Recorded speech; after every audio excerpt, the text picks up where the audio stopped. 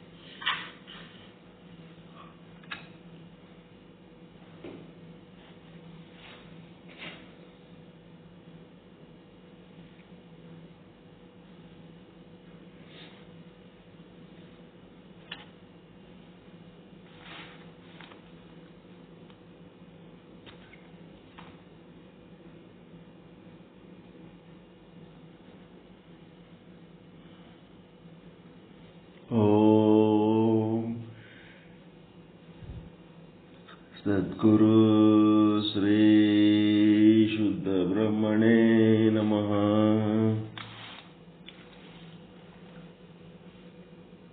ಸಮಸ್ತ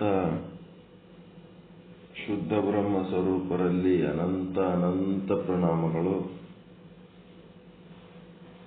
ಬಾಯದಲ್ಲಿರುವ ಪದಾರ್ಥದಲ್ಲಿ ವೃತ್ತಿ ಮತ್ತು ಆಭಾಸಗಳೆರಡರ ಉಪಯೋಗ ಇರುತ್ತದೆ.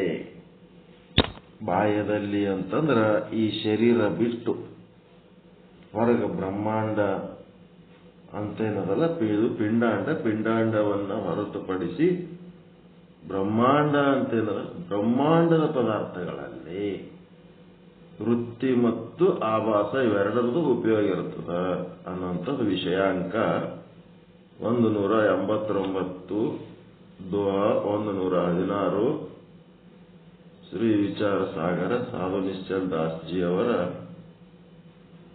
ಕೃತಿ 4ನೇ ತರಂಗ, ಉತ್ತಮ ಅಧಿಕಾರಿ ಉಪದೇಶ ತತ್ವದೃಷ್ಟಿಗೆ ಅದಕ್ಕೆ ಸಂಬಂಧಪಟ್ಟಂತೆ ಅವ್ರು ಏನ್ ಹೇಳ್ಬೇಕಂತಾರಂದ್ರೆ, ಬಾಯದಲ್ಲಿರುವ ಪದಾರ್ಥಗಳಲ್ಲಿ ಬ್ರಹ್ಮಾಂಡವನ್ನು ಬಿಟ್ಟು ಹೊರಗೆ ಈ ಪಿಂಡಾಂಡವನ್ನು ಬಿಟ್ಟು ಬ್ರಹ್ಮಾಂಡದಲ್ಲಿ ಈಗ ಒಳಗಿಂದ ಏನು ಉಪಯೋಗ ಅದಾವ್ರಿ? ಒಳಗೆ ಏನು ಉಪಯೋಗ ಆಗ್ಯಾವ? ಇದು ಬಾಯದಲ್ಲಿ ವೃತ್ತಿ ಮತ್ತು ಆಭಾಸನ ಉಪಯೋಗ. ಈಗ ಪಿಂಡಾಂಡದ ಒಳಗೆ ಏನು ಉಪಯೋಗ ಆಗ್ಯಾವ? ಕೂಟಸ್ಥ. ಆಭಾಸ ಮತ್ತು ಕೂಟಸ್ಥನ ಉಪಯೋಗ ಒಳಗ ಇಲ್ಲಿ ತನಕ ಹೇಳಾಯ್ತು. ಆಭಾಸ ಮತ್ತು ಕೂಟಸ್ಥ ಅನ್ನುವ ವಿಷಯ ಬಂದಾಗ ಪಿಂಡಾಂಡಾಂತರ್ಗತವಾದಂತ ವಿಷಯಗಳು. ಮತ್ತೆ ವೃತ್ತಿ ಮತ್ತು ಆಭಾಸ ಅಂತ ಬಂದಾಗ ಬ್ರಹ್ಮಾಂಡಾಂತರ್ಗತ ವಿಷಯ. ನೋಡ್ರಿ, ಆಭಾಸ ಪಿಂಡಾಂಡದ ಒಳಗನೋದನ, ಆಭಾಸ ಬ್ರಹ್ಮಾಂಡದ ಹೊರಗನೋದನ. ಕಾಮನ್ ಫ್ಯಾಕ್ಟರ್ ಹೌದಲ್ರಿ?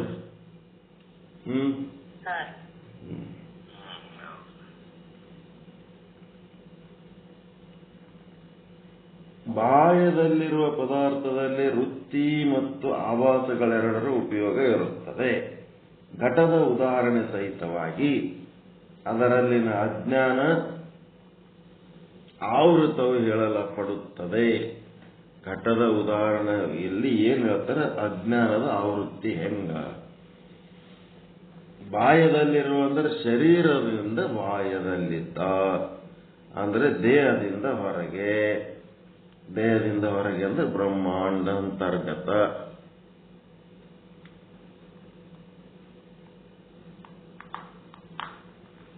ಇಲ್ಲಿಯ ತನಕ ದೇಹದ ಒಳಗಿನ ಆಭಾಸ ಮತ್ತು ಕೂಟಸ್ಥನ ಪರಿಚಯ ಮಾಡಿಕೊಟ್ಟರು.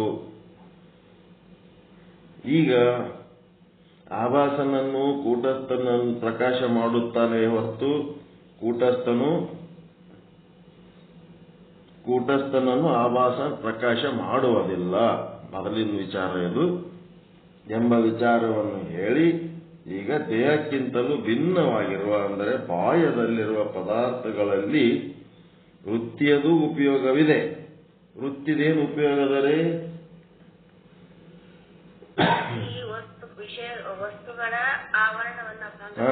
ಆವರಣ ಭಂಗ ಮಾಡ್ತದೆ. ಆಭಾಸನದು ಉಪಯೋಗ ಅದ. ಆಭಾಸಂದ ಏನದು ಉಪಯೋಗ?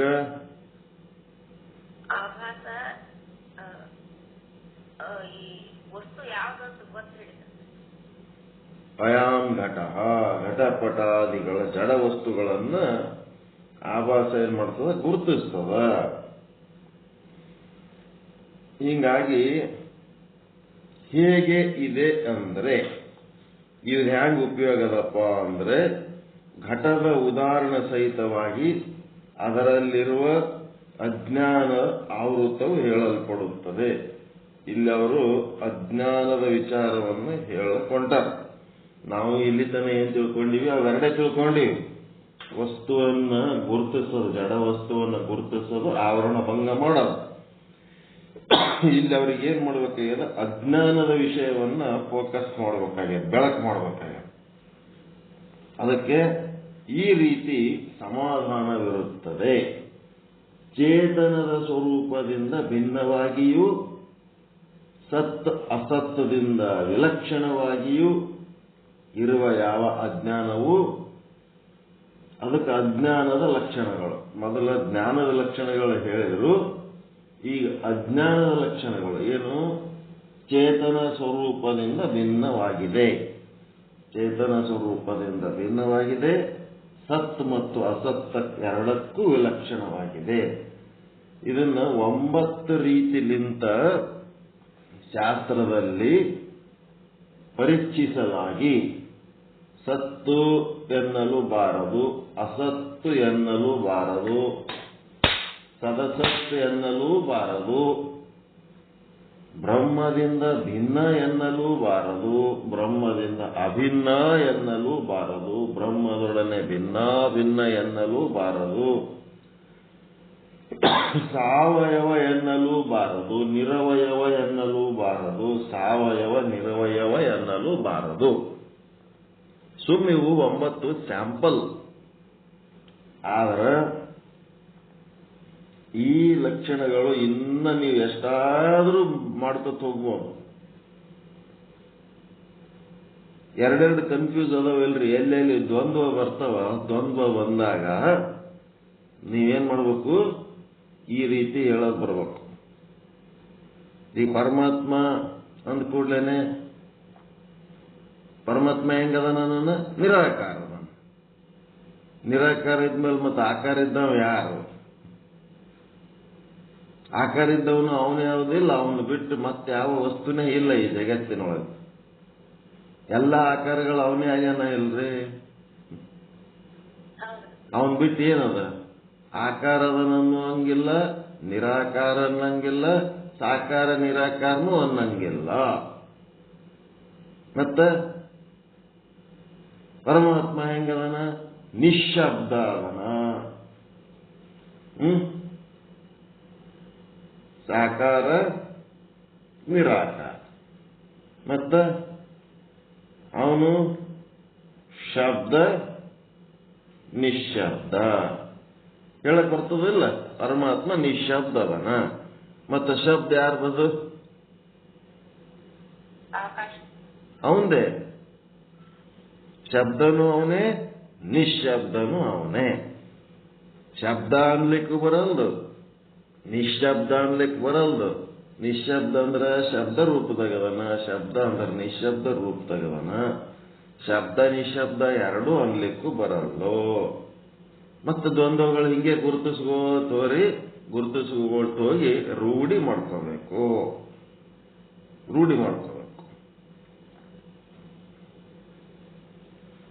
ಅದಕ್ಕೆ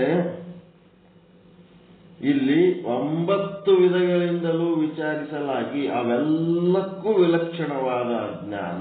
ಅಜ್ಞಾನ ಏನದ? ಇವು ಯಾವಕ್ಕೂ ತಿಳದಂಗದ. ಅದಕ್ಕೆ ಅನಿರ್ವಚನೀಯ ಕೂಡ ಅಂತಾರೆ. ಚೇತನದ ಆಶ್ರಿತದಲ್ಲಿ ಇರುತ್ತದೆ. ಇದೇನ್ ಮಾಡ್ತದೆ? ಚೇತನದ ಆಶ್ರಯದಾಗ. ಅಜ್ಞಾನ ಚೇತನವನ್ನು ಆಶ್ರಯಿಸಿದೆ ಹೊರತು ಚೇತನವು ಅಜ್ಞಾನವನ್ನು ಆಶ್ರಯಿಸಿಲ್ಲ. ಇದನ್ನು ತಿಳ್ಕೋಬೇಕು. ಚೇತನವು ಅಜ್ಞಾನವನ್ನು ಗುರುತಿಸುತ್ತದೆ ಹೊರತು ಅಜ್ಞಾನವು ಚೇತನವನ್ನು ಗುರುತಿಸುವುದಿಲ್ಲ. ಹೌದಲ್ರಿ? ಕೂಟಸ್ಥನು ಆಭಾಸನನ್ನು ಅರಿಯುತ್ತಾನೆ ಹೊರತು ಆಭಾಸನು ಕೂಟಸ್ಥನನ್ನು ಅರಿಯುವುದಿಲ್ಲ. ಕೂಟಸ್ಥನು ಏನ್ ಮಾಡ್ಯಾನ? ಆಭಾಸನಿಗೆ ಆಶ್ರಯ ಕೊಟ್ಟಾನೆ ಹೊರತು ಆಭಾಸನ ಆಶ್ರಯದಲ್ಲಿ ಅವನು ಇಲ್ಲ. ಹಿಂಗೆ ತಿಳ್ಕೊಂಡು ಚೇತನದ ಆಶ್ರಿತದಲ್ಲಿರುತ್ತದೆ. ಕಲ್ಪಿತ ವಸ್ತುವು ಅಧಿಷ್ಠಾನ ಇಲ್ಲದೆ ಇರಲಿಕ್ಕೆ ಸಾಧ್ಯವಿಲ್ಲ. ಕಲ್ಪಿತ ವಸ್ತು ಅಧಿಷ್ಠಾನ ಇಲ್ಲದೆ ಇರಲಿಕ್ಕೆ ಸಾಧ್ಯ ಇಲ್ಲ. ಬ್ರಹ್ಮ ಒಂದು ಬಿಟ್ರೆ ಉಳಿದದ್ದು ಎಲ್ಲ ಕಲ್ಪಿತ ವಸ್ತು. ಬ್ರಹ್ಮಕ್ಕ ಒಂದು ಉದಾಹರಣೆ ಏನ್ ಕೊಡ್ತಾರ? ಹಗ್ಗ. ಕಲ್ಪಿತ ವಸ್ತು ಹಾವು. ಹಾವು ಹಗ್ಗವನ್ನು ಆಶ್ರಯಿಸಿದ ಹಾಗೆ ಜಗತ್ತಿನ ಎಲ್ಲ ಕಲ್ಪಿತ ವಸ್ತುಗಳು ಬ್ರಹ್ಮನನ್ನು ಆಶ್ರಯಿಸ್ಯವ. ಕಲ್ಪಿತ ವಸ್ತು ಅಂದ್ರೆ ಸರ್ಪವು ಏನದ? ಸರ್ಪ. ಕಲ್ಪಿತ ವಸ್ತು ಅಂದ್ರೆ ಸರ್ಪ. ಅಧಿಷ್ಠಾನ ಅಂದ್ರೆ ರಜ್ಜು. ರಜ್ಜು ಇಲ್ಲದೆ ಕಲ್ಪಿತ ವಸ್ತು ಹೇಗೆ ಇರುವುದಿಲ್ಲವೋ ಹಾಗೆಯೇ ಕಲ್ಪಿತವಾದ ಅಜ್ಞಾನವು ಚೇತನದಲ್ಲಿ ಇಲ್ಲದೆ ಇರುವುದಿಲ್ಲ. ಕಲ್ಪಿತವಾದ ಅಜ್ಞಾನ ಚೇತನ ಇಲ್ಲದೆ ಇರುವುದಿಲ್ಲ. ಚೇತನ ಇರಲಿಲ್ಲ ಅಂತಂದ್ರೆ ಕಲ್ಪಿತ ಅಜ್ಞಾನ ಇರ್ಲಿಕ್ಕೆ ಸಾಧ್ಯ ಇಲ್ಲ. ಈ ಸಮುದ್ರ ದಂಡೆಗೆ ಬೆಳ್ಳಿ ಕಾಣ್ಲಕತ್ತದ ಅಂತಂದ್ರ ಸುಮ್ನೆ ಕಾಣ್ತದೇನ್ರಿ ಬೆಳ್ಳಿ? ಅಲ್ಲಿ ಒಂದು ಏನಾದ್ರು ವಸ್ತು ಇರಬೇಕಲ್ಲ. ಅಧಿಷ್ಠಾನ ವಸ್ತು ಇರ್ಲಾರ್ದೆ ಬೆಳ್ಳಿ ಕಾಣ್ತದ? ಏನ್ ಅಧಿಷ್ಠಾನ ಅದ ಅಲ್ಲಿ? ಸುತ್ತಿ. ಮತ್ತೆ ಕತ್ತಲಲ್ಲಿ ಹೋಗುವಾಗ ಕಳ್ಳ ನಿಂತಂಗ ಕಾಣ್ಲಕತ್ತದ. ಮೋಟು ಮರ, ತಾಣು. ಆ ಮೋಟು ಮರ ಅನ್ನೋ ಅಧಿಷ್ಠಾನ ಇದ್ದದ್ದಕ್ಕೆ ಅಲ್ಲೊಂದು ಕಳ್ಳ ಕಾಣ್ಲಕತ್ತನ. ಹಂಗ ಅದು ಕಲ್ಪಿತ ಅಜ್ಞಾನ ಚೇತನದ ಆಶ್ರಯದಲ್ಲಿರುತ್ತದೆ. ಆ ಅಜ್ಞಾನದಿಂದಲೇ ಹೇಗೆ ಚೇತನವು ಆವೃತ್ತವಾಗಲ್ಪಟ್ಟಿದೆಯೋ ಹಾಗೆಯೇ ಘಟದ ಸ್ವರೂಪಕ್ಕಿಂತಲೂ ಭಿನ್ನವಾಗಿರುವ ಅಜ್ಞಾನವು ಘಟದ ಆಶ್ರಯದಲ್ಲಿ ಇರುವುದಿಲ್ಲ. ಘಟದ ಸ್ವರೂಪಕ್ಕಿಂತಲೂ ಭಿನ್ನವಾಗಿರುವ ಅಜ್ಞಾನವು ಘಟದ ಆಶ್ರಯದಲ್ಲಿರುವುದಿಲ್ಲ. ಏನ್ ನೋಡ್ರಿ ಇದು? ಘಟದ ಸ್ವರೂಪಕ್ಕಿಂತಲೂ ಭಿನ್ನವಾಗಿರುವ ಅಜ್ಞಾನ ಘಟದ ಆಶ್ರಯದಲ್ಲಿರುವುದಿಲ್ಲ. ಇಲ್ಲಿ ಅಜ್ಞಾನವು ಚೇತನದ ಆಶ್ರಯತ್ವದಲ್ಲಿರುತ್ತದೆ ಮತ್ತು ಚೇತನವು ಅಜ್ಞಾನದ ಆಶ್ರಯತ್ವದಲ್ಲಿರುವುದಿಲ್ಲ. ಜಡವಾದ ಘಟದ ಆಶ್ರಯದಲ್ಲಿ ಇರುವುದಿಲ್ಲ. ಅಜ್ಞಾನ ಎಲ್ಲಿ? ಹೊರಗಿನ ವಸ್ತುಗಳಲ್ಲಿ ಇಲ್ಲ. ಘಟ ಪಟಾದಿಗಳಲ್ಲಿ ಅಜ್ಞಾನ ಅನ್ನೋದು ಇಲ್ಲ. ಅದನ್ನೇ ಹೇಳ್ತಾರೆ ಈಗ ಅವರು. ಈ ಜಡ ಪದಾರ್ಥಗಳ ಜಗತ್ತು ವಸ್ತುಗಳದಾವಲ್ಲ, ಅವೆಲ್ಲ ಏನದಾವ? ಜಡ ವಸ್ತುಗಳದಾವ. ಜಗತ್ತಿನಾಗಿರೋ ವಸ್ತುಗಳೆಲ್ಲ ಏನ್ ಚೇತನ ವಸ್ತುಗಳವ? ಅವೆಲ್ಲ ಎಲ್ಲ ಜಡ ವಸ್ತು ಪ್ರಪಂಚ. ಮತ್ತವು ಎಲ್ಲಿದಾವ ಅಂದ್ರೆ ಕತ್ತಲ್ದಾಗದಾವು. ಎಲ್ಲ ಕತ್ತಲ್ದಾಗಿದಾವ. ಅಂಧೇರ ಕಾಯಂ ಹಾಯ್. ಶಕ್ತಿಮಾನದೊಳಗೆ ಹೇಳ್ತಾನೆ, ಧಾರಾವಾಹಿದಾಗ ಹೇಳ್ತಾನೆ ನೋಡ್ರಿ. ಅದು ಪ್ರತಿ ಸಲ ಅಂತಿರ್ತಾನೆ, ಅಂಧೇರ ಕಾಯಂ ಹಾಯ್. ಸೂರ್ಯ ಬೆಳಕು ಕೊಟ್ಟದ್ದಕ್ಕ ಆ ವಸ್ತುಗಳು ಕಾಣ್ಲಿಕ್ಕತ್ತಾವ. ಸೂರ್ಯ ಮರಿಯಾದ್ನ ಅಂತಂದ್ರೆ ಅವೆಲ್ಲ ಮತ್ತೆ ಕತ್ತಲ್ದಾಗೆ ಮುಳುಗ್ತಾವ. ಮತ್ತ ರಾತ್ರಿ ಮತ್ತೆ ನೀವು ಬೆಳಕು ಮಾಡ್ಕೊಂಡಿರಿ ಅಂತೇಳಿ ಅವೇನ್ ಮಾಡ್ತಾವ? ನಿಮಗ್ ಕಾಣಿಸ್ತಾವ. ಲೈಟ್ ತೆಗೆದ್ರಿ ಅಂದ್ರೆ ಮತ್ತೆ ಹೋಗುದು. ಅಂಧೇರ ಕಾಯಮೈ. ಎಲ್ಲಿ? ಈ ಜಡ ಜಗತ್ತು, ಜಡ ವಸ್ತು ಪ್ರಪಂಚದಲ್ಲಿ. ಅದಕ್ಕೆ ಅಜ್ಞಾನದಿಂದಲೇ ಘಟವೇ ಮೊದಲಾದವುಗಳು ಏನಾಗ್ತದ? ಸ್ವರೂಪದಿಂದಲೇ ಪ್ರಕಾಶರಹಿತವಾಗಿ ಜಡ ಸ್ವರೂಪ. ಎಲ್ಲ ಜಗತ್ತಿನ ವಸ್ತುಗಳು ಹೆಂಗದವ? ಪ್ರಕಾಶ ಸಹಿತ. ಅವಕ್ಕ ಬೆಳಕೇ ಇಲ್ಲ. ಅವು ಜಡ ವಸ್ತುಗಳು. ಸ್ವ ಪರ ಪ್ರಜ್ಞಾ ಶೂನ್ಯ ಹಂಗದವು. ಅವಕ್ಕ ಸ್ವ ತಾವು ಏನದವಂತೂ ಗೊತ್ತಿಲ್ಲ. ಪರ ಅಂದ್ರೆ ಇನ್ನೊಬ್ರು ಏನಂತೂ ಗೊತ್ತಿಲ್ಲ. ಅಂತ ಪ್ರಜ್ಞಾ ಏನದ? ಪ್ರಜ್ಞಾ ಶೂನ್ಯ ಜಡ ಪದಾರ್ಥಗಳು ಅದವು. ಘಟಾದಿಗಳು ಯಾವುದರಿಂದ ಉತ್ಪತ್ತಿಯಾಗಿವೆ ಎಂದರೆ ಅಜ್ಞಾನದಿಂದ ಉತ್ಪತ್ತಿಯಾಗಿವೆ. ಘಟ ಅಂತ ನಿಮಗೆ ಯಾಕೆ ಕಾಣ್ಲಿಕ್ಕತ್ತದ? ಮಣ್ಣು ನೋಡೋದು ಬರ್ಲಾರ್ದಕ್ಕೆ ನಿಮಗೆ ಘಟ ಕಾಣ್ಲಿಕ್ಕತ್ತವ. ಅಲ್ಲಿರೋದು ಮಣ್ಣೇ ಆದ. ಆ ಮಣ್ಣು ಏನದ? ಕಲ್ಪಿತ ಅಧಿಷ್ಠಾನ. ಮಣ್ಣು ಸಹಿತ ಒಂದು ದಿನ ಇಲ್ಲದಂಗ ಆಗ್ತದ. ಜಗತ್ತು ಪ್ರಳಯ ಆಗುವಾಗ ಅದು ಮಣ್ಣು ಇಲ್ಲದಂಗ ಆಗ್ತದ. ನಿಜವಾದ ಅಧಿಷ್ಠಾನ ಯಾವುದು? ಮಣ್ಣಿಗೆ ಚೇತನನೇ, ಬ್ರಹ್ಮನೇ. ಬ್ರಹ್ಮ ನಿಜವಾದ ಅಧಿಷ್ಠಾನ, ಮಣ್ಣು ಕಲ್ಪಿತ ಅಧಿಷ್ಠಾನ, ಮಡಿಕೆ ಅನ್ನೋದೇನದ ಅಧ್ಯಾಸ. ಹಗ್ಗ, ಆ ಹಗ್ಗದ ಹಿಂದಿರುವ ಚೇತನ ಉಪಹಿತ ಚೇತನ ಮತ್ತು ಹಾವು.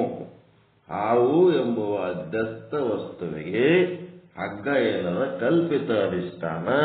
ಹಗ್ಗದಕ್ಕಿಂತ ಹಿಂದ ಆ ಹಗ್ಗದ ಉಪಹಿತ ಚೇತನನೇ ನಿಜವಾದ ಅಧಿಷ್ಠಾನ. ಇದನ್ನ ನಾವು ಹೇಳಬೇಕಾಗ್ತದೆ.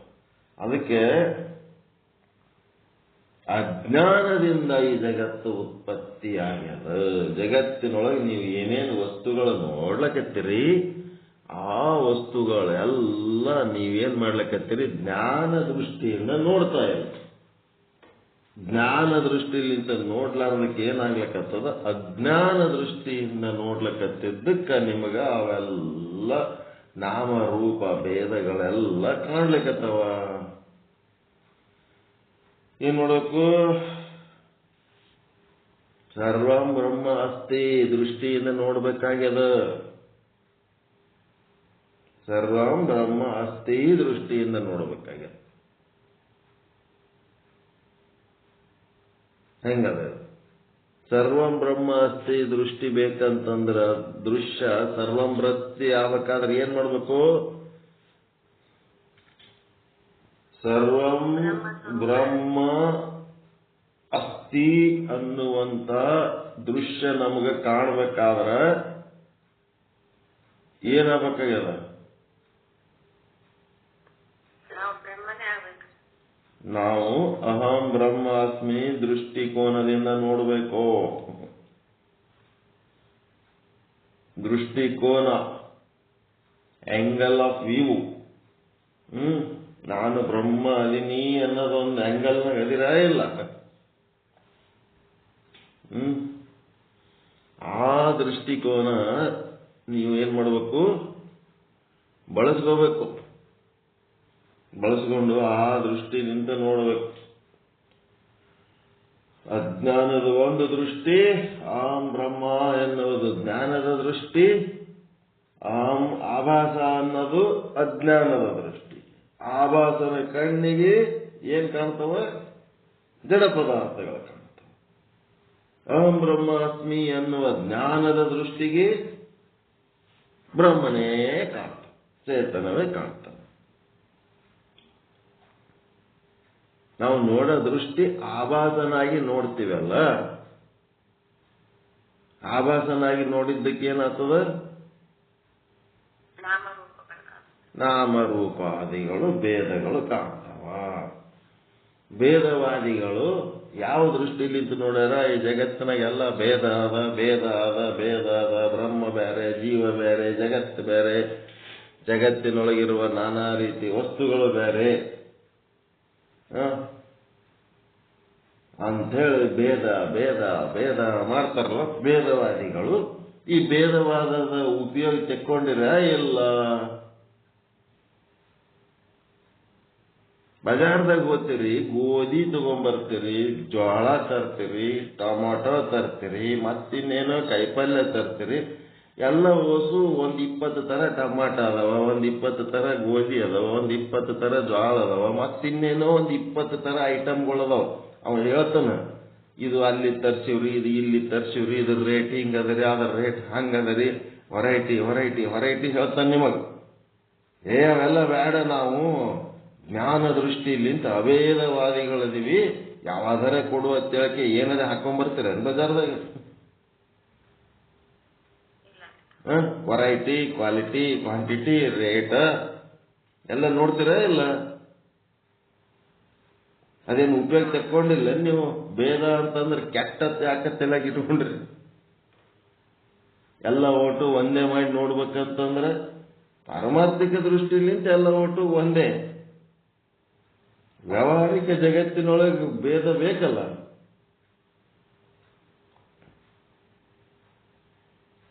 ಭೇದ ಇಲ್ಲದೆ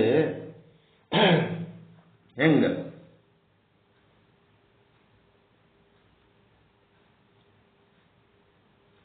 ಏನ್ ಮಾಡ್ತೀರಿ?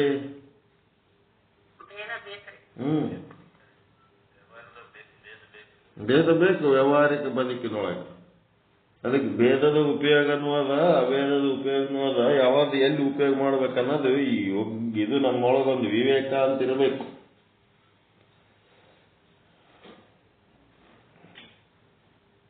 ಏಸ್ ಮಾರಿ ಮನುಷ್ಯರು ಮಾಡಿದೆವು ಪರಮಾತ್ಮ ಬಾ ಇಲ್ಲಿ ಅಂತೇಳಿ ತಪಸ್ ಮಾಡಿ ಕರೆಸಿ ಓಸು ಮಂದಿಗೆ ಒಂದೇ ಮಾರಿ ಮಾಡು, ಒಂದೇ ತರ ಕಾಣಂಗ್ ಮಾಡು, ಚಂದ ಸ್ಮಾರ್ಟ್ ಅಂದ್ ರೂಪ ಕೊಟ್ಬಿಡು ಅನ್ನೋದು. ಬ್ಯಾಡ್ ಬಿಡಪ್ಪ, ಅವೆಲ್ಲ ರೂಪಗಳು ಚೇಂಜ್ ಇರುವುದಿಲ್ಲವೇ, ಜಗತ್ತು ಚಲೋ ನಡೀತದ, ನೀನೇನು ಎಲ್ಲದ್ರಾಗೆ ಕೈ ಆಡ್ಸ್ಲಕ್ ಬರಬೇಡ, ನೀ ಸುಮ್ಮಿರು, ನಿನ್ ಪಾಡಿ ನೀರತ್ತೆ. ಅದೇ ಹೆಂಗಾಗ್ತದ, ನಾ ಹಂಗೆ ತಪಸ್ ಮಾಡ್ತೀನಿ ನೋಡ. ಆಯ್ತು, ಓಸು ಒಂದೇ ಮಾರಿ ಮಾಡಿತ್ ನಾನು. ಒಂದೇ ಮಾರಿ ಮಾಡಿದ್ಮೇಲೆ ಒಬ್ಬನ ಮನೆಗೆ ಒಂದು 10 ಹೆಣ್ಣು ಹಡ್ದಿದ್ನಂತ. ಹಳೇದರ್ ಬಂದ್ರ ತೆಂಡ್ರಿಗೆ ಕರ್ಕೊಂಡು ಹೋಗ್ಲಕ್ಕ. ಓಸು ಒಂದೇ ಮಾರಿ ಹೋದವ್. ಯಾವಕ್ಕೆ ಅವನ ಹೆಣ್ತೈತಿ ಹೆಂಗ್ ಗೊತ್ತಾಗಬೇಕು? ನನ್ನ ಗಂಡ ಯಾರತ್ ಇವು ಓಸು ಒಂದೇ ಮಾರಿ ಹೋದವ್, ಯಾರು ನನ್ನ ಗಂಡತ್ ಹೆಂಗ್ ಗೊತ್ತಾಗಬೇಕು?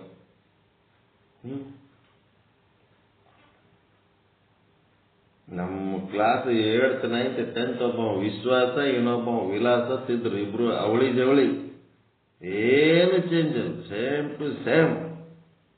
ಒಟ್ಟ 3 ವರ್ಷ ಆದ್ರೂ ಒಬ್ರಿಗೊಬ್ರು ಗುರುತು ಸಿಗ್ಲೇ ಇಲ್ಲ. ನಾವು ಅಷ್ಟು ಪರ್ಫೆಕ್ಟ್ ಸೇಮ್. ಇಬ್ರದು ಮಾತಾಡೋದೇ ಎಲ್ಲ ಒಂದೇ ತರ. ಏನ್ ಮಾಡ್ತಾರೆ ಹಂಗಿದ್ದ ಹೊತ್ನಾಗ? ಅದಕ್ಕೆ ಭೇದದ ಅವಶ್ಯಕತೆಯನ್ನು ಆದ ಇಲ್ಲಿ ಅಜ್ಞಾನ, ವ್ಯಾವಹಾರಿಕ ಬದುಕಿನೊಳಗ ಅಜ್ಞಾನದ ಅವಶ್ಯಕತೆನೂ ಆದ.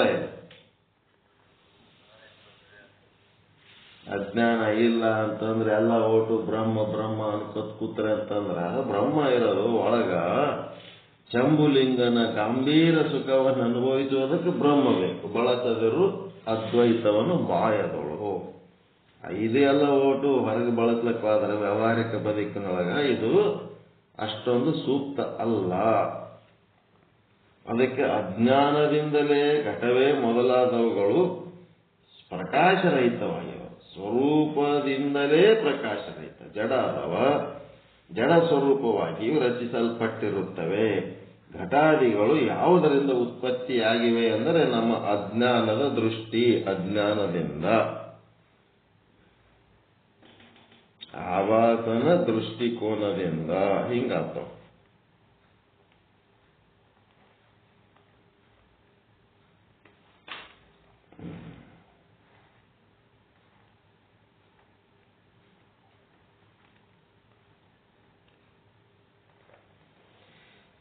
ಮಾಯೆ, ಅವಿದ್ಯಾ, ಮಾಯೆ, ಅವಿದ್ಯೆ, ತಮೋಗುಣ ಪ್ರಧಾನ ಪ್ರಕೃತಿ, ಈ ಮೂರನ್ನೂ ಚಂದ್ರೋದಯಲ್ಲಿ ಹೇಳಿದ್ದಾಗಿದೆ.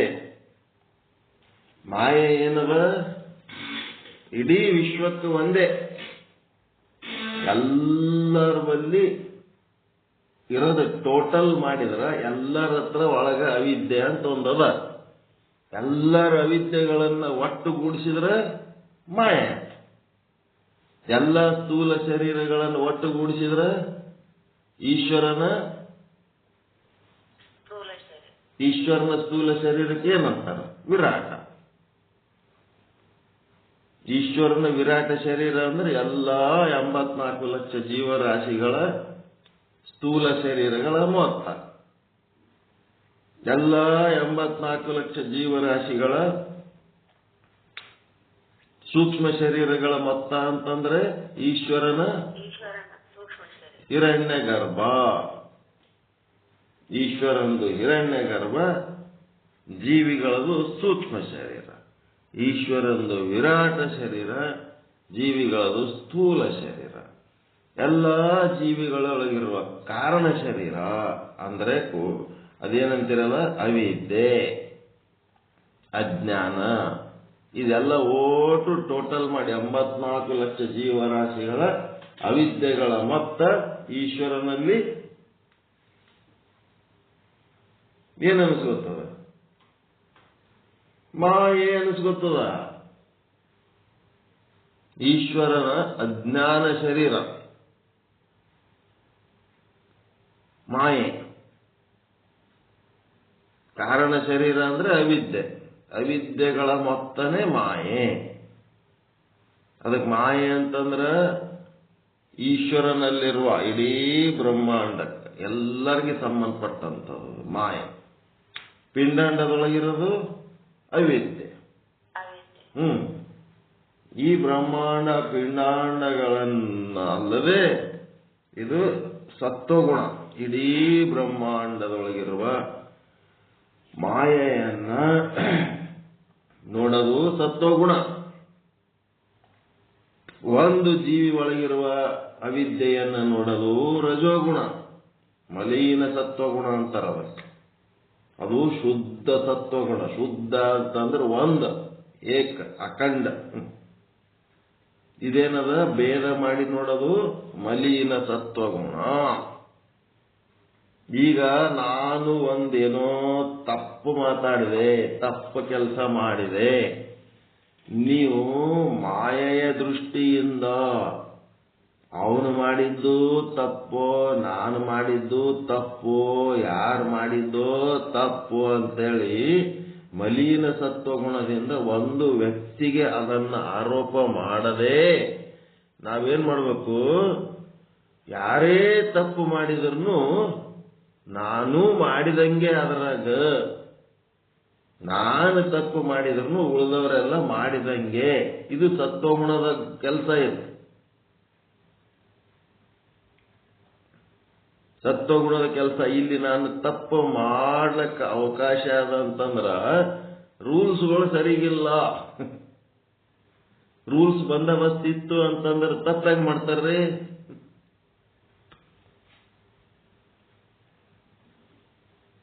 ಕಾನೂನು ಅನ್ನೋದು ಎಲ್ಲ ಕಡೆ 24 hours ಅದ ಇಲ್ಲ. ರಾತ್ರಿ ಏನಾರ ಮಾಡ್ರಿ, ಆಗ್ಲತ್ತಷ್ಟು ಕರೆಕ್ಟ್ ಇರ್ರಿ, ಹಿಂಗೇನಾರ ಅದ ಏನೆಲ್ಲರಿ ರೂಲ್ಸ್ ಸರಿಗಿಲ್ಲ, ಅದಕ್ಕೆ ತಪ್ಪು ಮಾಡ್ತಾರ.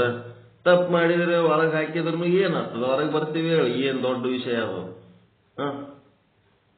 ಹಿಂಗ ತಪ್ಪು ಮಾಡುವುದು ಎಂಥ ದೃಷ್ಟಿಯಿಂದ? ಮಾಯೆಯ ದೃಷ್ಟಿಯಿಂದ ನೋಡಿದರೆ ಈಗೇನಾಗಬೇಕು ಹೇಳ್ರಿ? ತಪ್ಪಿನ ವಿಷಯದಲ್ಲಿ ತಪ್ಪು ಯಾರೇ ಮಾಡ್ರಿ, ನನ್ನ ತಪ್ಪು ನಿನ್ನ ತಪ್ಪು ಅಂತ ನೋಡಬಾರ್ದು. ಅದನ್ನ ಮಾಯಾ ದೃಷ್ಟಿಯಿಂದ, ಇಡೀ ಬ್ರಹ್ಮಾಂಡದ ದೃಷ್ಟಿಲಿಂದ ಎಲ್ಲರೂ ಒಂದು ದಿನ ಒಂದ್ ಕಡೆ ಎಲ್ಲರೂ ತಪ್ಪು ಮಾಡೇ ಮಾಡ್ತಾರೆ. ತಪ್ಪು ಮಾಡ್ಲಾರ್ದವ್ರು ಯಾರೂ ಇಲ್ಲವೇ ಇಲ್ಲ.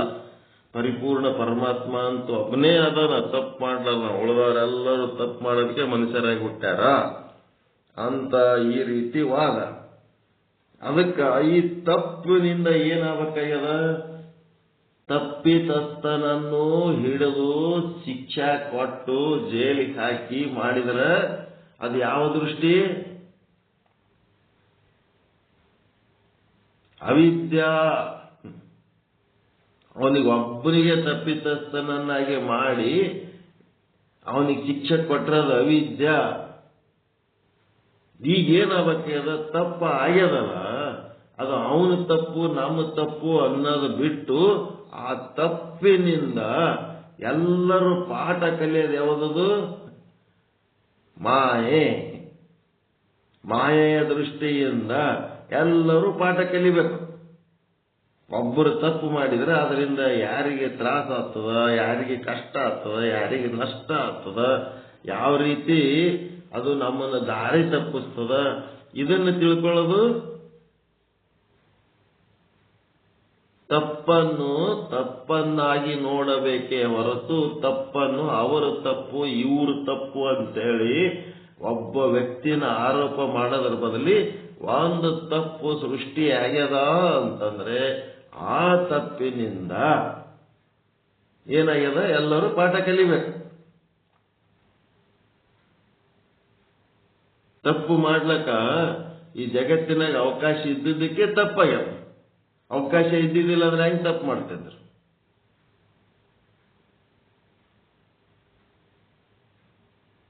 ತಪ್ಪನ್ನ ಏನಂತ ನೋಡ್ಬೇಕು? ಅವ್ರ ತಪ್ಪು ಇವ್ರ ತಪ್ಪಂತ ನೋಡ್ಬೇಕು. ತಪ್ಪನ್ನಾಗಿ ನೋಡ್ಬೇಕ. ತಪ್ಪನ್ನು ತಪ್ಪು ಅಂತ ನೋಡ್ಬೇಕೆ ಹೊರತು ಯಾರು ತಪ್ಪು, ನನ್ನ ತಪ್ಪು ಅಂದ್ರೆ ನನಗೆ ಕೀಳರಿಮೆ, ನಿನ್ನ ತಪ್ಪಾಗ್ಯದ ಒಪ್ಕೋಬೇಕಾದ್ರೆ ಎಷ್ಟು ತ್ರಾಸ ಆಗ್ತದೆ ಗೊತ್ತದ, ಕೀಳರಿಮೆ. ಮತ್ತೆ ಇನ್ನೊಬ್ಬವನಿಗೆ ತಪ್ಪು ಮಾಡಿದ್ನು ಅಂತಂದ್ರಲ್ಲೇ ಸಾರಿ ಕೇಳೋ,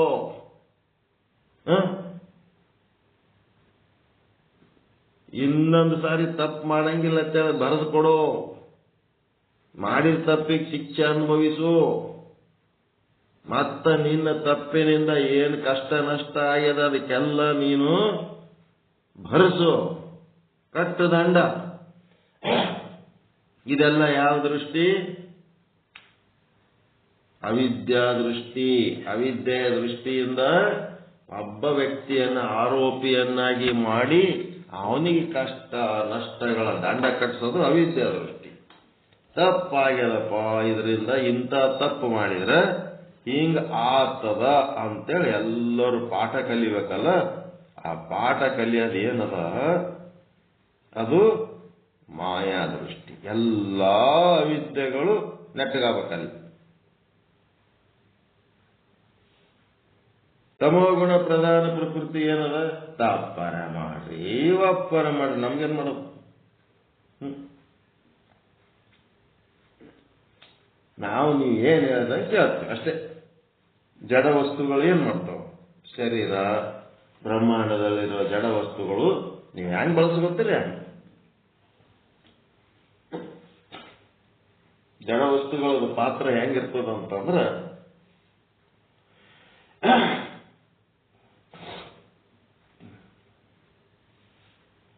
ಜಡ ವಸ್ತುಗಳ ಪಾತ್ರ, ಒಬ್ಬ ಅಜ್ಜ ಮೊಮ್ಮಗ ಕುಂತು ಚರ್ಚೆ ಮಾಡ್ಲಕತ್ತಿದ್ರಂತ. ಅಜ್ಜ 85-90 ವರ್ಷ ವಯಸ್ಸಾಗ್ಯದ, ನನಗೀಗ 15-16 ವಯಸ್ಸ. ನಿನ್ನ ಅನುಭವದಿಂದ ಈ ಜಗತ್ತ ನೋಡಿದ್ರೆ ಏನ್ ಅನ್ನಿಸ್ತದ ಏನ್ ಅನ್ನಿಸ್ತದ ಅಂತಂದ್ರ, ಅಜ್ಜ ಹೇಳಿದ್ನಂತ,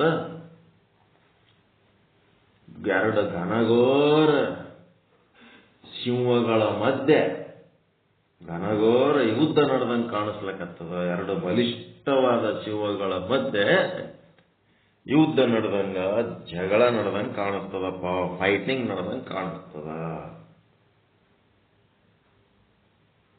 ಯಾವ ಅವು?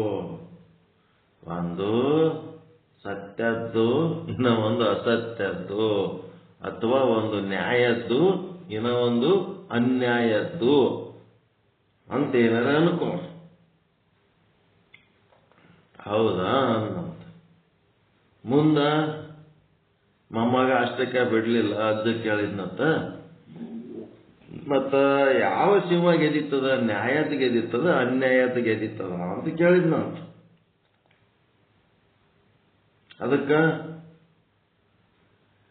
ಅಜ್ಜ ಹೇಳಿದ್ನಂತ, ನೀ ಯಾವ ಸಿಂಹವನ್ನು ಸಾಕಿ ಸಲಹುತ್ತಿ ಅದೇ ಗೆದಿತದ ಅಂದನಂತ ಅಜ್ಜ. ಹೆಂಗದ? ಜಡ ವಸ್ತುಗಳು ನೀನು ಒಳ್ಳೇದಕ್ಕೆ ಬಳಸ್ಕೊಂಡ್ರೆ ಒಳ್ಳೇದಾಗ್ತದ, ಕೆಟ್ಟದಕ್ಕೆ ಬಳಸ್ಕೊಂಡ್ರೆ ಕೆಟ್ಟದ್ದಾಗ್ತದ. ಜಡ ವಸ್ತುವಿನ ಸ್ಥಿತಿ ಇರೋದೇ ಹಿಂಗೆ. ಒಂದು ಚಾಕು ಅದ, ಅದು ಹಣ್ಣು ಹೋಳೋದಕ್ಕೆ, ಕಾಯಿಪಲ್ಯ ಹೋಳೋದಕ್ಕೆ ಉಪಯೋಗ ಮಾಡ್ಕೊಂಡ್ರೆ ಸರಿ. ಅದನ್ನ ತಗೊಂಡು ಮರ್ಡರ್ ಮಾಡ್ಲಿಕ್ಕೆ ಬರ್ತದ ಇಲ್ಲ? ಯಾವಾಗ ಸಾಕಿ ಸಲುವತಿ ಅದೇ ಗೆದಿತದ ಅಂತಂದ್ರೆ ಏನು ಹ್ಯಾಂಗ ಬಳಸ್ತಿ ಅದ್ರ ಮೇಲೆ ಡಿಪೆಂಡ್ ಅದ ನೋಡಪ್ಪ ಈ ಜಗತ್ತ ಅನ್ನಂತ. ಜಡ ವಸ್ತು ಎಂದು ಹಿಂಗದ. ನೀನು ಮಹಾತ್ಮ ಆದರೂ ಸೈ, ಅಪರಾಧಿ ಆದ್ರೂ ಸೈ, ಏನ್ ಬೇಕಾದಾಗ ಆ ಸ್ವಾತಂತ್ರ್ಯ ನಿನಗದ. ಏನಾದ್ರೂ ಅದಕ್ಕೊಂದು ಫಲ ಅದ, ಆ ಫಲ ನೀನು ಅನುಭವಿಸ್ತಿ.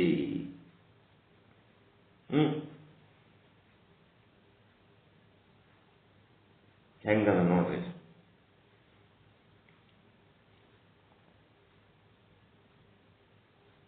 ಮಾಯೆ, ಅವಿದ್ಯೆ ಹಾಗೂ ತಮೋ ಪ್ರಧಾನ ಪ್ರಕೃತಿ ಅಂದ್ರೆ ಸತ್ವ, ರಜ ಹಾಗೂ ತಮ. ಸತ್ವಗುಣ ಅದು ಮಾಯೆ, ಸತ್ವಗುಣ ಶುದ್ಧ ಸತ್ವಗುಣದಿಂದ ದೃಷ್ಟಿಯಿಂದ ನೋಡಿ ಎಲ್ಲವೂ ಒಂದೇ. ಯಾರು ಮಾಡಿದ್ರು ನಾವೇ ಮಾಡಿದಂಗ, ಉದ್ಧಾರ ಮಾಡಿದ್ರು ನಾವೇ ಮಾಡಿದಂಗ, ಕೆಡಿಸಿದ್ರು ನಾವೇ ಎಲ್ಲರೂ ಕೂಡಿ ಕೆಡಿಸಿದಂಗ ಅಂತ ತಿಳ್ಕೋಬೇಕು. ಅದಕ್ಕೆ ಮಾಯೆ ಅಂದ್ರೆ ದೊಡ್ಡ ಗುಣ, ಸತ್ವಗುಣ. ಅದು ಅವಿದ್ಯೆ ಅಂತಂದ್ರ ನಿಂದ ನಿನಗ, ನಂದು ನನಗ, ನೀ ತಪ್ಪು ಮಾಡಿದಿ ನೀನು ಅನುಭವಿಸಿ, ನಾನು ಯಾಕೆ ಅನುಭವಿಸ್ಲಿ, ನನಗೇನು ಸಂಬಂಧ, ನಾ ತಪ್ಪು ಮಾಡೀನಿ ಅವ್ರು ನಾ ಅನುಭವಿಸ್ತೀನಿ, ನಿನಗೇನು ಸಂಬಂಧ, ಹಿಂಗೆಲ್ಲ ಮಾತಾಡೋದು ಅವಿದ್ಯೆ. ನೀ ತಪ್ಪರೆ ಮಾಡು ಅಪ್ಪರೆ ಮಾಡು ಎಲ್ಲದಕ್ಕೂ ಒಂದು ಫಲ ಅದು ಅನುಭವಿಸ್ತೀವಿ ನಾವು. ಏನ್ ಮಾಡ್ತಿದ್ವಿ ಅದು ನಿನಗೆ ಬಿಟ್ಟದ್ದು ಅಂತೇಳಿ ಜಡವಸ್ತು ಪ್ರಪಂಚ ಸಹಕಾರ ನೀಡ್ತದ. ಅದನ್ನ ಹ್ಯಾಂಗ ಇದು ಮಾಡ್ತೀರಿ ಅದೆಲ್ಲ ಗೊತ್ತು. ಅದಕ್ಕೆ ಮಾಯೆ, ಅವಿದ್ಯೆ ಹಾಗೂ ತಮೋ ಪ್ರಧಾನ ಪ್ರಕೃತಿ, ಈ ಮೂರನ್ನು ಚಂದ್ರೋದಯದಲ್ಲಿ ಹೇಳಿದ್ದಾರೆ. ಏನ್ ಹೇಳ್ಯಾರ? ಮಾಯೆ ಅಂತಂದ್ರೆ ಏನ್ ಹೇಳ್ಯಾರ್ರಿ? ಕನ್ನಡಿ. ಇಡೀ ಬ್ರಹ್ಮಾಂಡಕ್ಕ ಒಂದೇ ಒಂದು ಕನ್ನಡಿ. ಇಡೀ ಬ್ರಹ್ಮಾಂಡಕ್ಕ ಒಂದೇ ಒಂದು ಕನ್ನಡಿ. ಆ ಅಖಂಡ ಕನ್ನಡಿ ಒಳಗ ಅಜ್ಞಾನ. ಕನ್ನಡಿ ಅಂದ್ರೆ ಅಜ್ಞಾನ. ಕನ್ನಡಿ ಅಂತಂದ್ರೆ ಉಪಾಧಿ, ಒಂದೇ ಒಂದು ಉಪಾಧಿ. ಅಲ್ಲಿ ಏನದ? ಕನ್ನಡಿ ಮುಂದೆ ಯಾರು ನಿಂತಾರ?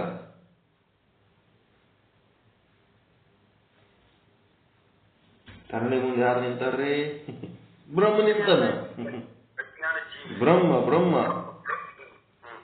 ಕನ್ನಡಿ ಮುಂದೆ ಬ್ರಹ್ಮ ನಿಂತಾನ. ಬ್ರಹ್ಮ ನಿಂತ ಮೇಲೆ ಏನಾಯ್ತು? ಒಂದೇ ಒಂದು ಅಖಂಡ ಕನ್ನಡಿ ಮುಂದ ಒಬ್ಬ ಬ್ರಹ್ಮ ನಿಂತಾನ. ಆ ಬ್ರಹ್ಮನ ಪ್ರತಿಬಿಂಬ ಎಷ್ಟು ಮೂಡ್ಯಾವಲ್ಲಿ ಒಳಗ? ಒಂದು ಕನ್ನಡಿ, ಒಂದು ಬ್ರಹ್ಮ. ಎಷ್ಟು ಪ್ರತಿಬಿಂಬ ಅದಾವಲ್ಲಿ?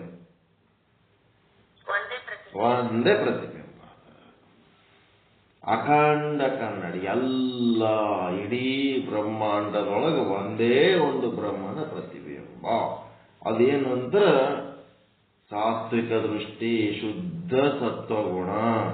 ಎಲ್ಲ ಕಡೆ ಒಬ್ಬನೇ ಪರಮಾತ್ಮನನ್ನು ಅಖಂಡವಾಗಿ ನೋಡುವಂತ ಗುಣ, ಅದು ಸತ್ವಗುಣ. ಯಾರು ಒಳ್ಳೆಯವರು, ಯಾರು ಕೆಟ್ಟವರು, ಯಾರು ಉಪಯೋಗ, ಯಾರು ಉಪಯೋಗ ಇಲ್ಲ, ಯಾರು ಪುಣ್ಯವಂತರು, ಯಾರು ಪಾಪಿಗಳು, ಏನೇನು ನೋಡ್ಲಾರ್ದಂಗ ಉಪಯೋಗ ಇದ್ರೂ ಸಂತೋಷ, ಉಪಯೋಗ ಇಲ್ಲಂದ್ರೂ ಸಂತೋಷ. ಒಂದೇ ಒಂದು ಬ್ರಹ್ಮನನ್ನು ಎಲ್ಲ ಕಡೆ ನೋಡೋದು ಶುದ್ಧ ಸತ್ವಗುಣ. ಮಲೀನ ಸತ್ವಗುಣ ಅಂತಂದ್ರೆ ಅದಕ್ಕೇನು ದೃಷ್ಟಾಂತ ಕೊಟ್ಟಾರ?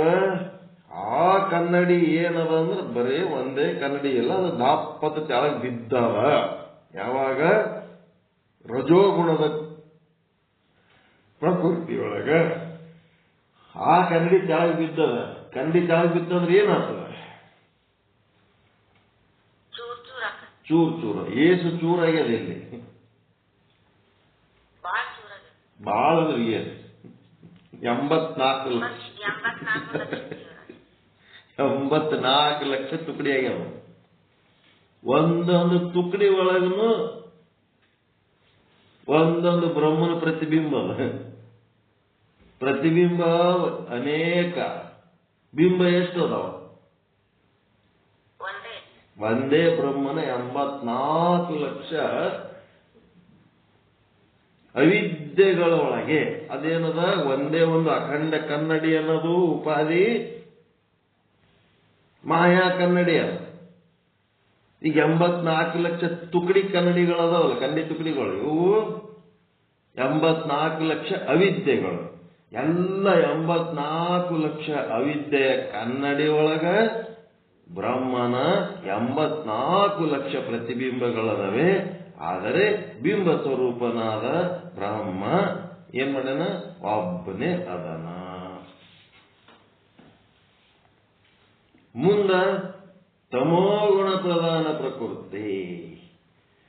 ಈ ತಮೋಗುಣ ಪ್ರಧಾನ ಪ್ರಕೃತಿ ಏನದ ಅಂದ್ರ ಇದು ಹೆಂಗದಪ್ಪ? ಈಗ ಶುದ್ಧ ಸತ್ವಗುಣ ಹೆಂಗದ ಅಂತಂದ್ರ, ಈಗ ಎಲ್ಲರೇ ಕೆರಿ ಅಥವಾ ನೀರು ಕುಡಿಯುವಂತ ಸರೋವರಕ್ಕೆ ಆದ್ರೆ ಅಂತಂದ್ರ ತಿಳಿ ನೀರು ಎಲ್ಲಿರ್ತಾವ? ಮ್ಯಾಲಿರ್ತಾವ, ಒಳಗಿರ್ತಾವ? ಮ್ಯಾಲಿರ್ತಾವ. ಮ್ಯಾಲಿಂದು ತಿಳಿ ನೀರು ತಗೊಂಡು ಕುಡಿತೇವೆ. ಮತ್ತ ನೀರು ಭಾಳ ತಿಳಿಯವತ್ತೇಳಿ ಒಂದು ಬಕೀಟ ಕೊಡ ತಗೊಂಡು ತುಂಬಲಕ್ ಹೋದ್ರೆ ಅಂತಂದ್ರೆ ಒಳಗಿಂದ ರಾಡಿ ಹೇಳ್ತದ. ಅದ ರಾಡಿ ಇದ್ದಂಗ ಯಾವದಪ್ಪ ಅಂತಂದ್ರೆ ಅವಿದ್ಯೆ. ಮ್ಯಾಲ ಶುದ್ಧ ನೀರಿದ್ದಂಗ ಯಾವದಪ್ಪ ಅಂತಂದ್ರೆ ಮಾಯೆ.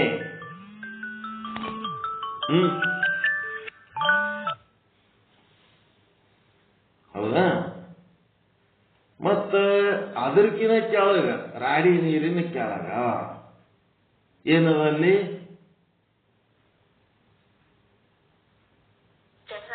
ಕೆಸರದ. ಈಗ ಶುದ್ಧ ನೀರಿನೊಳಗೆ ನೀವು ಹೋಗಿ ನಿಂತಾಗ ಆ ನೀರೊಳಗೆ ನಿಮ್ಮ ಪ್ರತಿಬಿಂಬ ಹೆಂಗಿರ್ತದ?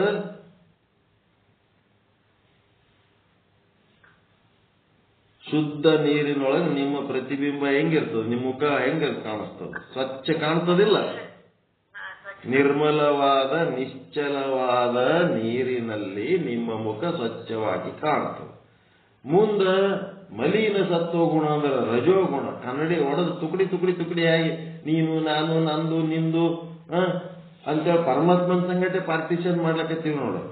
ಜೀವಗಳ ಮಧ್ಯೆ, ಜೀವ ಜಡರುಗಳ ಮಧ್ಯೆ, ಜೀವ ದೇವರುಗಳ ಮಧ್ಯೆ ಎಲ್ಲ ಭೇದ ಮಾಡ್ಲಕತ್ತೀವಲ್ಲ, ಇದು ಮಲಿನ ಸತ್ವಗುಣ.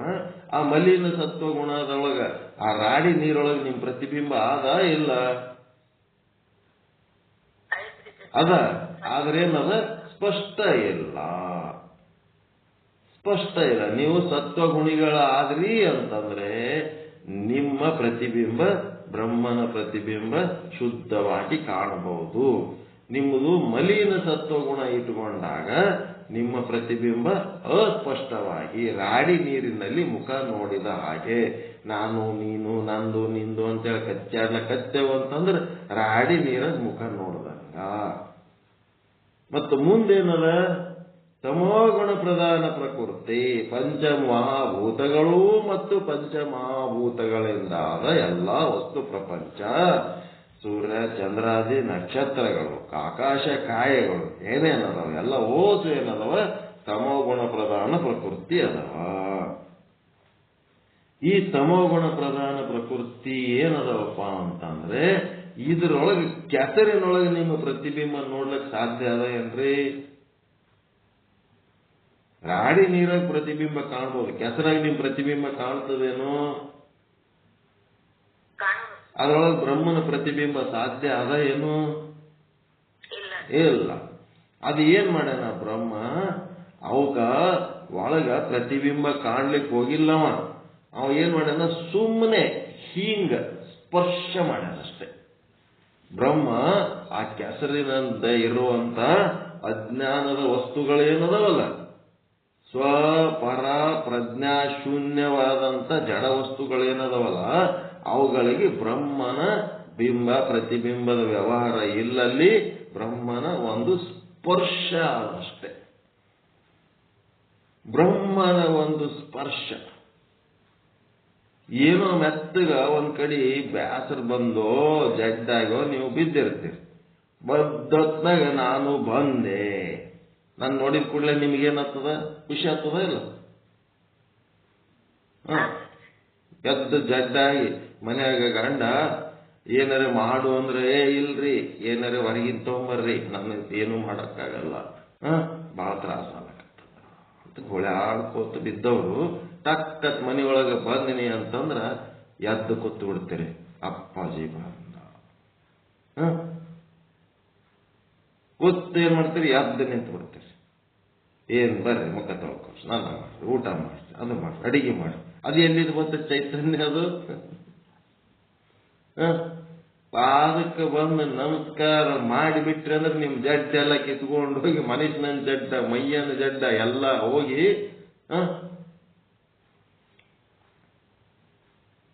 ಇಲ್ಲಿ ನಮ್ಮಲ್ಲಿ ಮನೆ ಹತ್ರ ಭುವನೇಶ್ವರಿ ಅಂತ ಒಬ್ಬಾಕಿ 15 ದಿವಸಲಿ ಜಡ್ಡ ದವಾಖಾನೆಗೆ ಅಡ್ಮಿಟ್ ಆಗಿ ಬಂದ. ಲೋ ಬಿಪಿ ಅಂತ, ರಕ್ತ ಇಲ್ಲ ಅಂತ, ಅದ ಅಂತ ಇದ ಅಂತ. ಆಕಿ ಗಂಡ ಆಕಿ ಟ್ರೀಟ್ಮೆಂಟ್ ಮಾಡಿ ಸಾಕಾಗಿಬಿಟ್ಟ. ಮನೆಯಾಗೆ ಎಲ್ಲ ಹೊರಗಿನ ತಂದು ತಿಂದು ಸಾಕಾಗಿಬಿಟ್ಟ. ಅವನಿಗೆ ನಾನು ಅಚಾನಕ್ ಅವ್ರ ಮನೆಗೆ ಹೋದೆ. ಆದ ಕೂಡಲೇ ಹಾಸಿಗೆಗೆ ಬಿದ್ದಕ್ಕೆ ಎದ್ದು ಕೊಟ್ಲು. ಎದ್ದು ಬಾ ನಮಸ್ಕಾರ ಮಾಡಿದ. ಏನಕ್ಕೆ ಎಷ್ಟು ವೀಕಾಗಿ ಹೆಂಗ್ ಬಿದ್ದಳಲ್ಲಪ್ಪ ಅಂತ ಚಿಂತೆಗಿತ್ತು. ಗುರುಗಳೇ, ನೀವು ಬರೋಣ ಎದ್ದು ಕೂತಳಲ್ರಿ, ಇದೆಲ್ಲ ಹೆಂಗ? ಎದ್ದು ಕೂತಳು, ಮಾತಾಡ್ಲಕತ್ತಾಳ. ಅಡಿಗೆ ಮನೆಗೆ ಹೋಗಿ ಏನ್ ಮಾಡ್ಲಕತ್ತಾಳ ಅಂತಂದ್ರ ರೊಟ್ಟಿ ಎಲ್ಲ ಹಿಟ್ಟು ಕಲಸಿ ರೊಟ್ಟಿ ಒಳ್ಳೆ ಕೂತ್ಬಿಟ್ಟಾಳ. ಅಲ್ಲೇ ಕತ್ತೆ ಹೇಳು, ಜ್ವರ ಬರ್ತಾರಂತೆ, ಅಡಿಗೆ ರೊಟ್ಟಿ ಮಾಡ್ತಾನೆ ಮಾ ಈ ಕಡೆ ಹೊರಗುವ ಎಬ್ಬು ಕರ್ಕೊಂಬಂದೇವ. ಕರ್ಕೊಂಬಂದ್ ಆಕೆಯ ಮನೆಗೆ ರೆಸ್ಟ್ ಮಾಡಿದ್ದೇವೆ. ಇದೆಲ್ಲ ಶಕ್ತಿ ಎಲ್ಲಿದು ಬಂತು? ಇಲ್ಲ, ನಿಮ್ಗೆ ಬಿಸಿ ರೊಟ್ಟಿ ಮಾಡಿ ಉಣಿಸ್ತೀನಿ, ನಾನು ಅಡಿಗೆ ಮಾಡ್ತೀನಿ, ಉಂಡು. ಇದು ಹೆಂಗಿದು? ಒಂದು ಗ್ಲಾಸ್ ನೀರು ತಗೊಳಕ್ಕಾಗ್ಲಾರ್ದಷ್ಟು ವೀಕ್ ಇದ್ದವ್ರಿಗೆ ಈ ಶಕ್ತಿ ಹೆಂಗ ಬಂತು? ಬ್ರಹ್ಮನ ಸ್ಪರ್ಶ. ಎದ್ದು ಬಂದು ನಮಸ್ಕಾರ ಮಾಡಿದ ಶ್ರದ್ಧೆ ಹಂಗಿರ್ತದ. 15 ದಿನ ದವಾಖಾನೆಗೆ ಬಿದ್ದು ಅಡ್ಮಿಟ್ ಆಗಿ ವೀಕ್ನೆಸ್ ಅದ, ಏನೋ ಒಂದು 15 ದಿನ ರೆಸ್ಟ್ ಮಾಡು ಮನ್ಯಾಗ, ಏನು ಹೆವಿ ಕೆಲಸ ಮಾಡಬೇಡ, ಅಡ್ಡಾಡಬೇಡ, ಸೂಕ್ಷ್ಮ ಆಗ್ಯದ ಆರೋಗ್ಯ ಅಂತೆಲ್ಲ ಹೇಳಿ ಕಳ್ಸಾರ. ಆದ ಕೂಡ್ಲೇನೆ ಎದ್ದು ನಮಸ್ಕಾರ ಮಾಡಿ ನಾರ್ಮಲ್ ಮನುಷ್ಯರಾದಂಗೆ ಆಗ್ಬಿಟ್ರಿ. ಹೆಂಗ? ಇಲ್ರಿ, ನಂದೆಲ್ಲ ಜಡ್ ಬಿಟ್ಟು ಹೋಗ್ಯದ, ಸುಮ್ಮನೆ ನೀವು ನಾನು ಮನಗಿಸ್ಬೇಡ್ರಿ, ದಯವಿಟ್ಟು ನಾ ಆರಾಮತ್ತೀನಿ. ಹಾಸಿಗೆ ಎಲ್ಲಿ ಮಲ್ಕೊಳ್ಳಿಲ್ಲ, ಎದ್ದು ಅಡಿಗೆ ಮಾಡಿ ಉಣಿಸಿ ಕಳಿಸಿದ್ರು. ಏನಿದು? ಬ್ರಹ್ಮನ ಸ್ಪರ್ಶದಿಂದ ಇಡೀ ಬ್ರಹ್ಮಾಂಡದ ವಸ್ತುಗಳು ಏನ್ ಮಾಡ್ಲಕತ್ತವ್ರಿ? ಚಲಿಸ್ತಾ ಇವೆ. They are just moving, rotating. ನೀರು ಹೋಗ್ತಾ ಇದೆ, ಹರಿತಾ ಇದೆ, ಹರಿತಾ ಇದೆ, ನೀರು ಹರಿತಾ ಇದೆ. ಹರಿದು ಮೇಲೆ ಹೋಗ್ತದ ಆವಿಯಾಗಿ, ಮತ್ತೆ ಮಳೆಯಾಗಿ ಕೆಳಗೆ ಬರ್ತದ, ಮತ್ತೆ ನದಿ ನಾಲೆಗಳಲ್ಲಿ ಬಿದ್ದು ಸಮುದ್ರ ಸೇರ್ತದ, ಮತ್ತೆ ಆವಿಯಾಗಿ ಮೇಲೆ ಹೋಗ್ತದ. ಬೀಸಣಿಕೆ ಬೀಸದಂಗೆ ಸಮುದ್ರದೊಳಗೆ ಚಲನೆ ನಡೆದದ.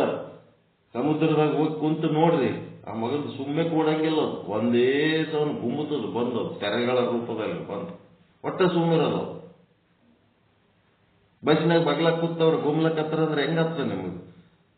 ದಾಕ್ಕ ದಾಕ್ಕ ದಾಕ್ಕ ಗುಮ್ಲಕತ್ರ ಅಂದ್ರೆ ಹೆಂಗಾಗ್ತದ್ರಿ? ಸುಮ್ ಕುಂದ್ರೆ ಹಿಂಗ್ಯಾಕ್ ಮಾಡ್ತೀನಿ ಬೆದರಿಸ್ತೀರ? ಇಲ್ಲ, ಸಮುದ್ರ ಬಗ್ಲಾಗ ಹೋಗಿ ಕೂತು ನೋಡ್ರಿ, ಸುಮ್ಮನೆ ಇರಂಗಿಲ್ಲ. ಏನ್ ಕಿರಿಕಿರಿ ಇದ್ರ ಬಗ್ಲಾಗ ಯಾಕೆ ಕೂತೀವೋ ನಂಗೆ ಸಮುದ್ರ ದಂಡಿಗೆ ಹೋಗಿ ಕೂತ್ರೆ ಗೊತ್ತಾಗ್ತದೆ ನಿಮ್ಗೆ. ಒಂದು ನಿಮಿಷ ಬಿಡಂಗಿಲ್ಲ, ಒಂದು ನಿಮಿಷ ಆಗ ಮತ್ತೊಂದು ನಿಮಿಷ ಬಂದೊಂದು ಗುಮ್ಮತೆ. ಈ ರೀತಿಯಾಗಿ ಅದಕ್ಕೇನಂತಾರ? ಬ್ರಹ್ಮನ ಸ್ಪರ್ಶದಿಂದ ಅವೆಲ್ಲ ಚಲನಶೀಲ, ತಿರುಗದು. ಭೂಮಿ ತಿರುಗದು, ಸೂರ್ಯ ತಿರುಗದು, ಗಾಳಿ ತಿರುಗದು, ನೀರ್ ತಿರುಗದು, ಅಗ್ನಿ ತಿರುಗದು, ಆರ್ತದ ಮತ್ತೆ ಉರಿತದ, ಆರ್ತದ ಉರಿತದ, ನೀರ್ ಹರಿತದ, ಆವಿ ಆಗ್ತದ, ಮ್ಯಾಲ ಹೋಗ್ತದ, ಕೆಳಗೆ ಬೀಳ್ತದ.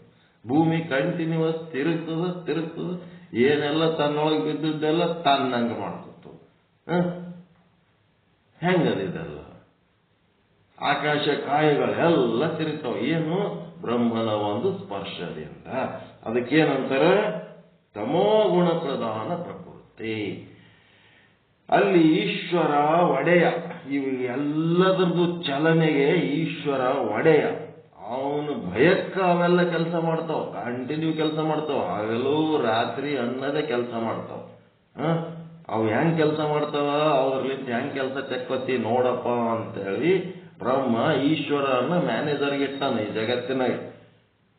ಅವು ಒಂದು ಚೂರು ನಿಂತು ಅಂತಂದ್ರೆ ಬ್ರಹ್ಮಾಂಡ ಅಲ್ಲೋಲ ಕಲ್ಲೋಲ ಆಗ್ತವ. ಗಾಳಿ ನಿಂತ್ರೆ ಅಲ್ಲೋಲ ಕಲ್ಲೋಲ ಆಗ್ತದ, ನೀರು ನಿಂತ್ರೆ ಅಲ್ಲೋಲ ಕಲ್ಲೋಲ ಆಗ್ತವ. ಅದಕ್ಕೆ ಮಾನ್ಯ ವಾಟ್ಸಾಪ್ನಾಗ ಒಂದು ಉದಾಹರಣೆ ಏನು ಚಂದ ಹಾಕಿದ್ರು. ಏನಪ್ಪ? ಸಮುದ್ರ ನೀರು ಯಾಕೆ ಉಪ್ಪಿರ್ತಾವ? ಸಮುದ್ರ ನೀರು ಯಾಕೆ ಉಪ್ಪಾಗಿರ್ತಾವ್ರಿ? ಟೈಮ್ ಆಯ್ತಾ? 6:30 ಬಂದ್ ಮಾಡಮ್ಮ. ಅವಕ್ಕ ಬರೀ ತಗೊಳ್ಳೋದು ಗೊತ್ತದ, ಕೊಡೋದು ಗೊತ್ತಿಲ್ಲ ಸಮುದ್ರಕ್ಕೆ. ಎಲ್ಲ ನದಿ ನೀರು ತಗೊಂಡು ಉಪ್ಪಾಗಿ ಹೋಗ್ತಾವ.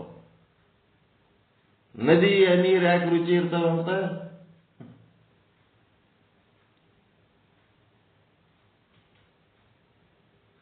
ನದಿ ನೀರು ಯಾಕೆ ರುಚಿ ಇರ್ತಾವ್ರಿ? ಕೊಟ್ಟು ರುಚಿಯಾಗಿ ಎಲ್ಲರಿಗೂ ಕುಡಿಲಕ್ ನೀರು ಕೊಡ್ತದ. ಕೊಡೋದು ಗುಣ ಇದ್ದದಕ್ಕ ನದಿ ರುಚಿ, ಬರೀ ತಗೊಳ್ಳೋ ಗುಣ ಇದ್ದದಕ್ಕ ಸಮುದ್ರ ನೀರು ಹೆಂಗ?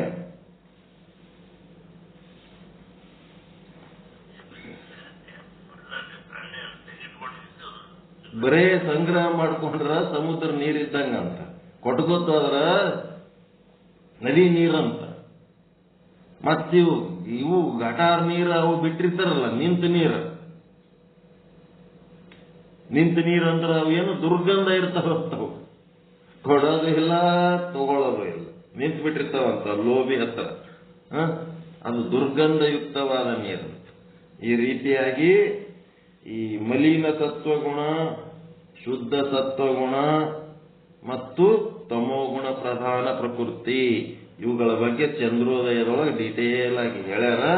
ಆ ಚಂದ್ರೋದಯ ಓದಿದ್ರೆ ತಿಳಿತದಪ್ಪ. ನಾವು ಡಿಟೇಲ್ ಆಗಿ ಹೇಳಿವಿ. ಇಲ್ಲೆಷ್ಟು ಸಾಧ್ಯ ಅಷ್ಟು ಸಪೋರ್ಟ್ ಮಾಡ್ಲಕತ್ತೀವಿ. ಇಲ್ಲಿ ಅವ್ರು ಹೇಳಬೇಕಾಗಿದ್ದ ಅಜ್ಞಾನದ ಬಗ್ಗೆ ಹೇಳಕತ್ತಾರ. ಚೇತನದ ಬಗ್ಗೆ ಹೇಳಿದ್ರು. ಚೇತನ ಕೂಟಸ್ಥ, ಆಭಾಸ ಏನದ, ಅರ್ಧ ಚೇತನದ ಅರ್ಧ ಕೂಟಸ್ಥ. ಈಗೇನದ, ಶುದ್ಧವಾದಂತ ಅಜ್ಞಾನ ಹೆಂಗದ ಅನ್ನೋದ್ರ ಬಗ್ಗೆ. ಜ್ಞಾನ ಅಜ್ಞಾನದ ಮಿಶ್ರಣ ಆಭಾಸ, ಶುದ್ಧ ಚೇತನ ಕೂಟಸ್ಥ, ಬ್ರಹ್ಮ ಸಾಕ್ಷಿ. ಈಗೇನದ, ಅಜ್ಞಾನದ ವರ್ಣನೆ ಮಾಡಕ್ಕೆ ಹೋಗ್ಲಿಕತ್ತಾರ. ಆ ಅಜ್ಞಾನದ ವರ್ಣನೆಗಾಗಿ ಇದರ ಮುಂದಿನ ಭಾಗ ನಾಳೆ ಹೇಳೋಣ ಅಂತ ಹೇಳುವ ಮೂಲಕ ಎಲ್ಲರಿಗೂ ಒಳಿತಾಗಲಿ, ಎಲ್ಲರಿಗೂ ಶುಭವಾಗಲಿ. ಓಂ ಪೂರ್ಣಮದ ಪೂರ್ಣಮಿದಂ ಪೂರ್ಣಾತ್ ಪೂರ್ಣಮುದಚ್ಯತೆ ಪೂರ್ಣಸ್ಯ ಪೂರ್ಣಮಾದಾಯ ಪೂರ್ಣಮೇವಾವಶಿಷ್ಯತೆ. ಓಂ ಶಾಂತಿ ಶಾಂತಿ ಶಾಂತಿ. ಎಲ್ಲರೂ ಆ ಕಡೆ ಶಿಫ್ಟ್ ಆಗಿ ಅದು ಒಂದು ಅವರು ಈಗೇನು ಸ್ತೋತ್ರ ಅಂತಾರಲ್ಲ, ಸ್ತೋತ್ರದೊಳಗೆ ಏನದ ಅಂತಂದ್ರೆ ಜೋರ್ ಅಂತಾರ ನೋಡ್ರಿ ಅವರಿಬ್ರು ಹೆಣ್ಮಕ್ಳು. ಅದರೊಳಗ ಏನದಪ್ಪ ಅಂತಂದ್ರೆ ಪರಮಾರ್ಥ ಗೀತೆ ಏಕಾದಶ ಗತಿ ಅಂತ ಏನದಲ್ಲ, ಆ ಗತಿದ ಪದ್ಯ ಹೇಳ್ತಾರ ಅವರು. ಮತ್ತೆ ಪ್ರವಚನ ಏನ್ ನಡೆದದ ಅಂದ್ರೆ ಜ್ಞಾನ ಪ್ರತಿಪಾದನಾ ಸ್ಥಳದ ಪ್ರವಚನ ನಡೆದದ. ಪದ್ಯ ಎರಡನೇ ಸಾಲು ನಡೆದದ. ಈ ಪರಮಾರ್ಥ ಗೀತೆ ಏಕಾದಶ ಗತಿ ಪದ್ಯವನ್ನ ತೆಗೆದು ಅವರಂಗೆ ಅನ್ಲಿಕ್ಕೆ ಪ್ರಯತ್ನ ಮಾಡಿ ಬಹಳ ಚಲೋ ಅಂತಾರ. ಅವರೆಲ್ಲ ಸಂಸ್ಕೃತ ಪಂಡಿತರಿದ್ದಂಗೆ ಕಾಣ್ತಾರ, ಚಲೋ ಅಂತಾರ ಅವ್ರು. ಒಳ್ಳೆ ರೂಢಿ ಮಾಡ್ಯಾರ. ಆಯ್ತು, ಎಲ್ಲರೂ ಇದನ್ನ ಸ್ವಿಚ್ ಆಫ್ ಮಾಡಿ ಆ ಕಡೆ ಸ್ವಿಚ್ ಆನ್ ಆಗಿ ಲಿಂಕ್ ಚೇಂಜ್ ಮಾಡಿಸಿ. ಒಳ್ಳೇದಾಗಲಿ ಎಲ್ಲರಿಗೂ. ಪರಮಾನಂದ ಪ್ರಾಪ್ತಿ ಭವ, ಸರ್ವ ದುಃಖ ನಿವೃತ್ತಿ ಭವ, ಇಷ್ಟಾರ್ಥ ಸಿದ್ಧಿರಸ್ತು. ಯಶಸ್ವಿ ಭವ, ಯಶಸ್ವಿ ಭವ. ಜೈ ಶುದ್ಧ ಬ್ರಹ್ಮ, ಜೈ ಜೈ ಶುದ್ಧ ಬ್ರಹ್ಮ. ಓಂ ಶಾಂತಿ ಶಾಂತಿ ಶಾಂತಿ. ಎಲ್ಲರಿಗೂ ಶರಣ ಶರಣ.